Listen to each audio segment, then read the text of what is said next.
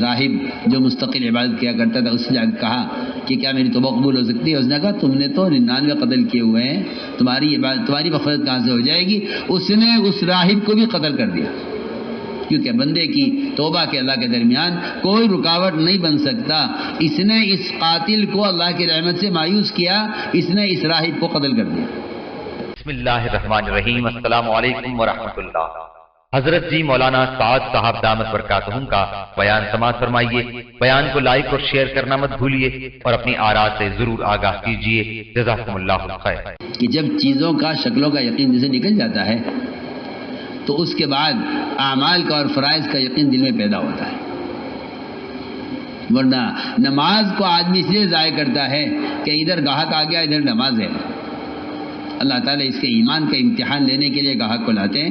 آپ کا خیال غلط ہے کہ اللہ آپ کو رزق دینے کے لیے گاہک لائے ہیں، اللہ آپ کو رزق دینے کے لیے گاہک نہیں لائے۔ اللہ تعالیٰ آپ کی ایمان کو ناپنے کے لیے، جانچنے کے لیے گاہک کو لائے ہیں کہ اگر اس کا ایمان ہے تو پھر یہ نماز کے لیے گاہک کو چھوڑ دے گا، اگر اس کا ایمان اس قابل نہیں ہے تو یہ گاہک کے لیے نماز کو چھوڑ دے گا۔ وہ تو گاہک آپ کے ایمان کے امتحان کے لیے گاہک آیا ہے۔ صبح سے شام ہو گئی، آج کوئی گاہک نہیں آیا، کوئی کسٹمر نہیں دکان پر نہیں آیا تو مغرب کی اذان کے وقت آیا ہے۔ اللہ تعالیٰ بندے کو آزماتے ہیں اپنے احکام میں۔ عجیب اللہ کا نظام ہے، جس چیز کا حکم دیتے ہیں اس میں رکاوٹ پیدا کرتے ہیں۔ دیکھتے ہیں میرا بندہ کیا کوشش کرتا ہے۔ جس چیز کا حکم دیتے ہیں اس میں رکاوٹ پیدا کرتے ہیں، جس چیز سے روکتے ہیں اس کی سہولت دیتے ہیں۔ آپ دیکھ لیجیے، اللہ نے سود سے روک دیا ہے، سود کی سہولتیں اور سود سے مال کے بڑھنے کا آدمی کو نظر آتا ہے۔ ادھر دیکھ لیجیے آپ، جتنے بھی احکام ہیں سب انسان کے فطری تقاضوں کے خلاف ہے۔ ادھر نیند مسلط کی ہے، ادھر نماز فرض کی ہے، ادھر مال کی ضرورت رکھی ہے، ادھر زکوٰۃ فرض کی ہے، ادھر بھوک پیاس کی ضرورت رکھی ہے، ادھر روزہ فرض کیا ہے۔ ہمارا صرف اتنا چاہنا ہے، اللہ کہتے ہیں ہمارا صرف اتنا چاہنا ہے کہ تم ہماری چاہت پر اپنی چاہت کو قربان کر دو تو ہم تمہیں اس کے بدلے میں جنت دے دیں۔ جنت کو جو گھیرا گیا ہے ناگواریوں سے، اس کا مطلب ہی یہی تھا، کہ اگر تم ناگواری برداشت کر کے حکم پورا کر دو تو میں نے عرض کیا کہ نماز یہ ایک ایسا فریضہ ہے کہ جو کافر مسلمان کے درمیان فرق کر دیتا ہے۔ آپ کافر ہیں یا مسلمان ہیں، اس کا فیصلہ سب سے پہلے نماز سے ہوگا۔ اگر نماز ہے تو یہ تو اسلام ہے، اور اگر نماز نہیں ہے تو کفر ہے۔ بعض ائمہ کا مذہب تو یہ ہے کہ نماز چھوڑنے والا اسلام سے مرتد ہو گیا ہے، اس کو قتل کر دیا جائے۔ امام صاحب کا مذہب یہ ہے کہ نماز سے اگر یہ نماز چھوڑتا ہے اس کو عمر قید کر دیا جائے، چاہے یہ قید میں مر جائے لیکن تک یہ نماز پر نہ آ جائے اسے عمر قید کر دیا جائے۔ دیکھیے اس سے عمر قید، قتل کی سزا ہے عمر قید۔ یہاں نماز چھوڑنے والی کی شریعت میں سزا ہے،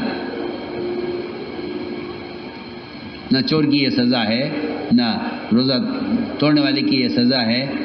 یہ سزا اگر ہے تو نماز چھوڑنے والی کی سزا عمر قید ہے۔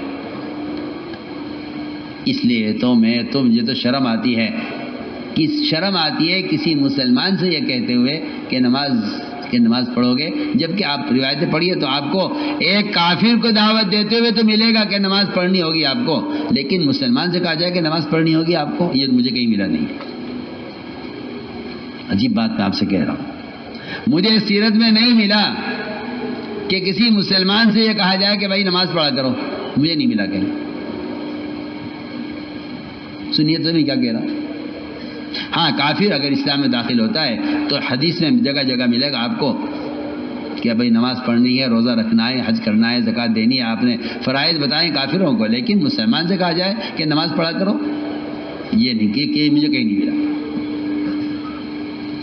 مسلمان سے تو حکم جو ہے وہ نماز کو عمدہ پڑھنے کا اور نماز کو دنیا میں رائج کرنے کا حکم ہے۔ قرآن میں جہاں بھی آپ دیکھیں گے نماز کے قائم کرنے کا حکم مومن کو ہے، مومن کی صفت بھی ہے، مومن کو حکم بھی سکھائے نماز قائم کرو، نماز قائم کرو۔ جو نماز قائم کرتے ہیں پڑھیے، آپ پورا قرآن پڑھیے، آپ کو اقامت صلاۃ کا حکم جو ملے گا وہ مومن کے لیے ملے گا۔ تو یہ کہنا مجمع سے نعوذ باللہ کہ بھائی نماز کبھی نہیں چھوڑیں گے، یہ کہتے ہوئے شرم آتی ہے، یہ کہتے ہوئے شرم آتی ہے۔ یہ تو ممکن نہیں ہے کہ مسلمان نماز چھوڑ دے۔ ہو سکتا ہے مسلمان سے غلطی ہو جائے کہ وہ شراب پی لے، ہو سکتا ہے مسلمان سے غلطی ہو جائے کہ وہ چوری کر لے، ہو سکتا ہے مسلمان پر شہوت غالب آ جائے وہ غلطی سے زنا کر لے، لیکن مسلمان نماز چھوڑ دے، اس کا کوئی تصور اسلام میں نہیں تھا۔ اس کا کوئی اسلام میں تصور نہیں تھا کہ مسلمان نماز چھوڑ دے، اس لیے کہ فرق ہی ہے کفر اسلام کے درمیان۔ کافر سارے اچھے کام کر سکتا ہے، نماز نہیں پڑھ سکتا، مسلمان سے کوئی برا کام ہو سکتا ہے، نماز نہیں چھوڑ سکتا۔ یہ فرق ہے دونوں کے درمیان۔ اگر نماز نہیں ہے تو پھر کفر اسلام کے درمیان کی جتنی رکاوٹیں ہو سکتی ہیں سب ختم، پھر آپ کے کفر کی طرف جانے میں کوئی رکاوٹ نہیں۔ اس لیے ہمارے تو کام میں ایک بنیادی چیز ہے یہ کہ نکلو کیوں نکلو۔ اصل میں عرض کرتا ہوں کہ آدمی کی فطرت ہے، یہ انسان کی فطرت ہے کہ جس چیز کی آدمی کے اندر سے صلاحیت ختم ہو جاتی ہے۔ میں ایک آسان مثال عرض کرتا ہوں۔ ایک آدمی کے ہاتھ کی ہڈی ٹوٹ جائے، اس کو یہاں سے یہاں پلستر باندھ دیتے ہیں، 1 مہینہ پلستر لگا رہے گا آپ کا، یا 2 مہینے لگا رہے گا۔ 2 مہینے کے بعد جب پلستر کھلے گا تو آپ کا ہاتھ یہاں جام ہو جائے گا۔ ایسا ہی ہے نا بھائی، میں تو بہت آپ کو اب سمجھانے کے لیے کہہ رہا ہوں۔ آپ کا ہاتھ جام ہو جائے گا۔ آپ کو اس ہاتھ کو کھولنے کے لیے پھر 2 مہینے آپ کو ورزش کرنی پڑے گی اس ہاتھ کو کھولنے کے لیے۔ ہاتھ جام رہا نا 2 مہینے، ہلا نہیں۔ میں بہت آسان مثال دے رہا ہوں کہ پلستر لگا ہوا تھا، اب پلستر کھلے گا تو اس ہاتھ کے جوڑ کو ہلاتے 2 مہینے کی کوشش کے بعد یہ ہاتھ اپنے معمول پر آئے گا۔ میں کہنا چاہتا ہوں اس سے کہ جب آدمی کی نقل و حرکت دین کے لیے ختم ہو جاتی ہے تو اس کے اندر سے اس کی استعداد ختم ہو جاتی ہے۔ بیمار آدمی ہے، عمل کی استعداد ختم ہو گئی ہے، آپ کو اسے ہسپتال کے ماحول میں لانا پڑے گا کہ اس ماحول میں لاؤ۔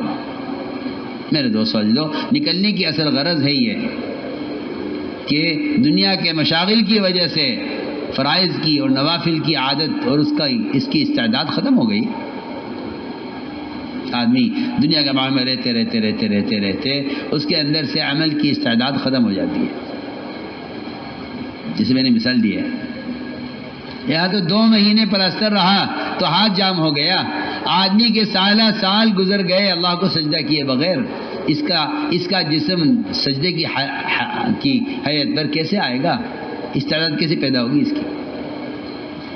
اس کے لیے خروج ہے۔ میں کہتا ہوں خروج ایک ایسا بنیادی مقصد ہے۔ خروج، لوگ کہتے ہیں خروج دین سیکھنے کے لیے ہے صرف، میں کہتا ہوں نہیں، خروج اس لیے ہے تاکہ کچھ وقت کے لیے یہ مسلمان اپنے کاروبار کے ماحول سے، گناہوں کے ماحول سے اور بدکاری کے ماحول سے اور ظلمتوں کے ماحول سے یہ باہر نکلے کچھ وقت کے لیے۔ لوگ کہتے ہیں نکلنا کیا ضروری ہے؟ ایک شخص نے 99 قتل کیے، 99 قتل، 1-2 نہیں۔ جبکہ حدیث میں آتا ہے کہ اگر کوئی شخص قتل کیا جائے ایک فرد اور اس کے قتل میں آسمان کی ساری مخلوق اور زمین کی ساری مخلوق اس کے ایک آدمی کے قتل میں شریک ہو تو اللہ تعالیٰ سب کو جہنم میں ڈالیں گے۔ سب کو، آسمان کی مخلوق ہو اور زمین کی مخلوق، اگر سب کے سب ایک انسان کو قتل کرنے میں، ایک مسلمان کو قتل کرنے میں شریک ہوئے تو اللہ سب کو جہنم میں ڈالیں گے۔ یہ مقام ہے ایک مسلمان کا، اس نے 99 قتل کیے۔ ایک عابد راہب جو مستقل عبادت کیا کرتا تھا، اس نے کہا کہ کیا میری توبہ قبول ہو سکتی ہے؟ اس نے کہا تم نے تو 99 قتل کیے ہوئے ہیں، تمہاری مغفرت کہاں سے ہو جائے گی؟ اس نے اس راہب کو بھی قتل کر دیا، کیونکہ بندے کی توبہ کے اللہ کے درمیان کوئی رکاوٹ نہیں بن سکتا۔ اس نے اس قاتل کو اللہ کی رحمت سے مایوس کیا، اس نے اس راہب کو قتل کر دیا۔ بتائیے 100 قتل ہو گئے پورے۔ پھر یہ قاتل پھر فکر ہوا بھئی توبہ کرنی چاہیے، بہت پاپ کر لیے، توبہ کرنی چاہیے. پھر یہ نکلا تو ایک عالم سے ملا. میں واقعی کہتا ہوں کہ صحیح رہبری علماء ہی کر سکتے ہیں، علماء صحیح رہبری کر سکتے ہیں. عالم کے پاس گیا، عالم سے کہا کہ کیا میری توبہ قبول ہو جائے گی؟ اس عالم نے کہا کہ توبہ آپ کی قبول ہو جائے گی، لیکن آپ کو اپنی بستی چھوڑ کر نکلنا پڑے گا اور فلاں بستی میں آپ کا رخ بنا ہے، وہاں آپ کو جانا پڑے گا. بتائیے آپ یہ بھی تو کہہ سکتے تھے کہ آپ توبہ کیجئے، ندامت ہو، استغفار ہو، آئندہ نہ کرنے کا پختہ ارادہ ہو جائیے، اللہ معاف کر دیں. نہیں، ہم آپ سے بہت کام کے بعد آپ سے ہم کر رہے ہیں. عالم نے کہا نکلیے آپ، اپنی جگہ چھوڑیے. اس لیے کہ یہ بات بالکل واضح ہے کہ آدمی اگر گناہوں کی جگہ سے نہیں ہٹتا تو اس کی توبہ کے اندر پختگی نہیں پیدا ہوتی، کیونکہ گناہ کی ظلمتیں اس کو گناہ میں واپس لے جاتی ہیں. آپ دیکھیں گے کہ بے انتہا گناہ ایسے ہیں جنہیں آدمی صبح توبہ کرتا ہے، شام گناہ کرتا ہے، شام کو توبہ کرتا ہے، صبح گناہ کرتا ہے، صبح کو کرتا ہے، شام کو توبہ کرتا ہے. اس کی توبہ اس کا گناہ، اس کی توبہ اس کا گناہ اتنا برابر چلتا رہتا ہے کہ اسے اس گناہ سے بچنے کی طاقت اس کے اندر نہیں ہے. صبح توبہ کرتا ہے، شام کو گناہ کرتا ہے. وجہ کیا ہے؟ وجہ یہ ہے کہ یہ گناہ کے ماحول میں ہی توبہ کر رہا ہے. میں بہت آسان مثال آپ کو دیتا ہوں کہ ایک آدمی وہ جہاں میں آپ کروں کہ کسی جگہ پر کسی کمرے میں کوئی انفیکشن پھیلا ہوا ہے اور وہاں کے ماحول بیچارہ پڑا ہوا ہے، وہیں دوا کھا رہا ہے، وہیں پڑا ہوا ہے، تو آپ یہ کہتے ہیں دیکھیے اس کو آپ اسپتال کے کمرے میں آپ جاتے ہیں تو آپ کے جوتے باہر اتار دیے جاتے ہیں، آپ کو اسپتال کا لباس پہنایا جاتا ہے. اگر آپ اپنے مریض کی عیادت کے لیے جاتے ہیں، اسپتال کہتا ہے آپ اپنے کپڑوں میں نہیں جا سکتے، اپنے جوتوں میں نہیں جا سکتے. میں آپ کو آسان مثال دے رہا ہوں. کیوں کہ آپ جو اثر لے کر آ رہے ہیں اس کا اثر مریض پر پڑے گا. لہذا مریض کو تو ایمرجنسی میں رکھا گیا ہے. میں بہت آسان مثالیں پیش کر رہا ہوں. بتائیے تو صحیح، جب جسمانی امراض کا یہ حال ہے تو روحانی امراض کا کیا حال ہوگا؟ آپ یہ کہتے ہیں کہ نکلنا کیا ضروری ہے. ہم یہ عرض کرتے ہیں کہ نہیں، نکلنا اس لیے ضروری ہے تاکہ آدمی وہ برائی کے ماحول سے نکل کر اچھے ماحول میں آئے. تو میں سچ عرض کرتا ہوں کہ جو بنگی گندگی اٹھاتے ہیں آپ ان سے پوچھیں آپ کو بدبو آ رہی ہے؟ وہ کہیں گے نہیں، یہاں تو کوئی بدبو نہیں. وہ بدبو کے ماحول میں رہتے رہتے اس کے اتنے عادی ہو چکے ہیں کہ آپ وہاں سے گزر نہیں سکتے ناک پکڑے بغیر، سانس روکے بغیر. اور وہ وہاں گھنٹوں کام کرتے ہیں بیٹھ کر اس میں گندگی کے ماحول میں، کیونکہ اس گندگی میں رہتے رہتے ان کے اندر سے اس کی بدبو کا احساس ختم ہو گیا ہے. بدبو کا احساس ختم ہو گیا. ہم یہ عرض کرنا چاہتے ہیں کہ مسلمان گناہوں کے ماحول میں ہے، ہمیں چاہیے کہ ہم اس ماحول سے ان کو نکالیں. اس طرح میں نے عرض کیا کہ عمل کی اس طرح سے جو پیدا ہوتی ہے وہ ہوتی ہے اپنے ماحول سے نکل کر. اس عالم نے اس قاتل سے کہا کہ اگر تم توبہ چاہتے ہو تو فلاں بستی میں چلے جاؤ، اپنی بستی چھوڑ دو. واقعہ مشہور واقعہ ہے، سب جانتے ہیں. وہاں سے نکلا، وہ راستے میں ہی تھا کہ راستے میں وفات ہو گئی اس کی. عذاب کے فرشتے آگے لے جانے کے لیے اللہ نے اس کے نکلنے پر بستی چھوڑنے پر اللہ تعالیٰ نے اس زمین کو حکم دیا کہ تو سمٹ جا. جہاں یہ جا رہا تھا، جہاں سے آ رہا تھا، زمین کو حکم دیا کہ تو پھیل جا. فرشتوں کو بھی دی خبر.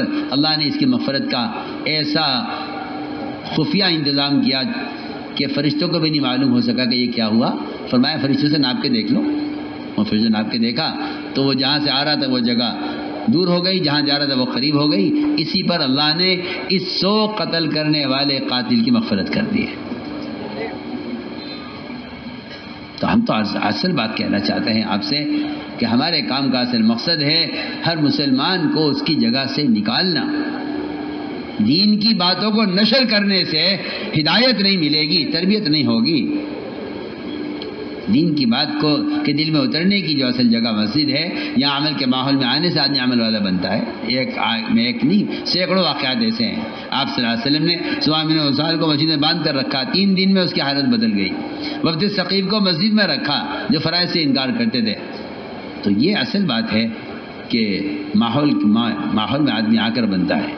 تو میرے دوستوں عزیزوں، نکلنے کی بڑی غرض یہ ہے کہ نمازوں میں کمال پیدا ہو. دیکھو میں کہہ رہا ہوں آپ سے، عمر رضی اللہ تعالیٰ عنہ صحابہ کرام کو اللہ کے راستے میں یہ کہہ کر نکالا کرتے تھے کہ میں تمہیں اس لیے بھیج رہا ہوں تاکہ تمہاری نماز میں کمال پیدا ہو جائے. آپ بتائیے تو صحیح، کہاں صحابہ کہاں ہم؟ لوگ غور کریں، میں کچھ کہہ رہا ہوں. کہاں صحابہ کہاں ہم؟ جنہوں نے آپ صلی اللہ علیہ وسلم کے ساتھ نماز پڑھی ہو، جن کی نماز کی آپ نگرانی کرتے ہو. عمر رضی اللہ تعالیٰ عنہ صحابہ کو یہ کہہ کر نکال رہے جماعت میں کہ میں تمہیں اس لیے بھیج رہا ہوں تاکہ تمہاری نماز میں کمال پیدا ہو جائے. کیا ان کی نماز صحیح نہیں تھی؟ بات اصل یہ ہے کہ آدمی گھر کی تقاضے، بازاری تقاضے، اس کی وجہ سے نوافل کی، فرائض کی، سنتوں کی عادت ختم ہو جاتی ہے. 4 مہینے ہر سال نکل کر 24 گھنٹے عمل کے ماحول میں رہنے سے آدمی کے اندر عمل کی استعداد واپس آ جاتی ہے. جس طرح بیمار کو ہسپتال میں رکھا جاتا ہے، وہ 2 مہینے 4 مہینے اطلاع کے ماحول میں رہ کر ٹھیک ہو جاتا ہے. ہم صاف بحث کرتے ہیں کہ نکلنے کی غرض عمل کے ماحول میں رہنا ہے، نکلنے کی غرض گناہوں کے ماحول سے ہٹنا ہے. یہ اصل بات ہے، یہ ہر ایک کی ضرورت ہے. اس طرح میرے بزرگوں دوستوں عزیزوں، ہمیں اللہ کے راستے میں نکل کر اس کا موقع ملے گا لمبی لمبی نمازیں پڑھنے کا، لمبی لمبی نوافل پڑھنے کا، خوب تہجد کا، تلاوت کا، ذکر کا، نوافل کا خوب اہتمام کرو. اللہ تعالیٰ فرماتے ہیں میرا بندہ نوافل کے ذریعے میرے اتنا قریب ہو جاتا ہے کہ میں خود اس کے اعضا بن جاتا ہوں. اللہ اکبر، خود اس کے اعضا، اس کے میں ہاتھ پاؤں، اس کے ہاتھ، اس کے پاؤں بن جاتا ہوں. بتائیے تو صحیح، جب اللہ تعالیٰ اپنے بندے کے ہاتھ پاؤں بن جائے تو کیا اس کے ہاتھوں سے کوئی گناہ ہوگا؟ اس کے پیر زنا کی طرف جائیں گے؟ اس کی آنکھ حرام کی طرف اٹھے گی؟ اس کی زبان سے غیبت ہوگی؟ نوافل کی کثرت، آج کل لوگ نوافل کو ہلکا سمجھ کر چھوڑ دیتے ہیں کہ نفل پڑھنا کوئی ضروری نہیں ہے. حالانکہ نوافل کی کثرت بندے کو اتنا قریب کر دیتی ہے، اللہ فرماتے ہیں میں خود اس کا اعضا بن جاتا ہوں. اس طرح ہمیں اپنے آپ کو تہجد کا عادی بنانے کے لیے نکلنے کی، اس لیے کہ میں 8 مہینے میرے مقام پر ہے، 4 مہینے اللہ کے راستے میں، تاکہ ہر کام وقت پر ہو اور پوری طرح ہو. عمل کا عادی بننے کے لیے نکلنا ہے. اس طرح ہمیں تہجد کا خوب اہتمام کرنا ہے. یہ بڑی برکت کی اور بڑی خیر کی چیز ہے، بلکہ علم کو کھولنے کا اس سے بڑا اور کوئی ذریعہ نہیں ہے. اقوام وقیلہ جو ہے نا قرآن مبالغے کی صیغے کے ساتھ، اقوام وقیلہ کہ سب سے زیادہ علم کو کھولنے والا جو عمل ہے وہ رات کا قیام اور تہجد ہے. 2 چیزیں قرآن میں ملتی ہیں علم کو کھولنے کی، میں علماء سے عرض کر رہا ہوں. ایک رات کا قیام اور ایک اللہ کے راستے کا خروج. علماء سے کہہ رہا، قرآن نے 2 چیزیں، قرآن نے 2 جگہ بیان کیا ہے علم کے کھلنے کو، ایک رات کے قیام میں اور ایک اللہ کے راستے کے خروج اور نفر میں. فرمایا یہ 2 کام اگر کیے جائیں تو اس سے علم کھل جاتا ہے. ادھر نفر کے ساتھ فرمائے لیے تفقہوا فی الدین، تاکہ ان کے دین میں تفقہ پیدا ہو علم میں، اور ادھر یہ بتایا کہ رات کا قیام سب سے زیادہ نفس کو جو ہے کیونکہ کچلنے والا ہے، اس لیے علم کو کھولنے والا ہے. تو میں نے عرض کیا کہ یہ نوافل کا خوب اہتمام کریں، تہجد کو لازم پکڑ لیں. بڑی بڑی خیریں اور برکتیں اللہ نے اس رات کے قیام میں رکھی ہیں. بلکہ میں کیا عرض کروں آپ سے، آپ کو شاید بات سمجھ میں نہ آوے میری. صحابہ تو یہ کہا کرتے تھے کہ کافر اور مسلمان کے درمیان تہجد کا فرق ہے. بیان آپ کو پسند آیا ہو تو بیان کو لائک، شیئر اور چینل کو سبسکرائب کرنا مت بھولیے. کمنٹس میں اپنی رائے کا اظہار ضرور کیجیے.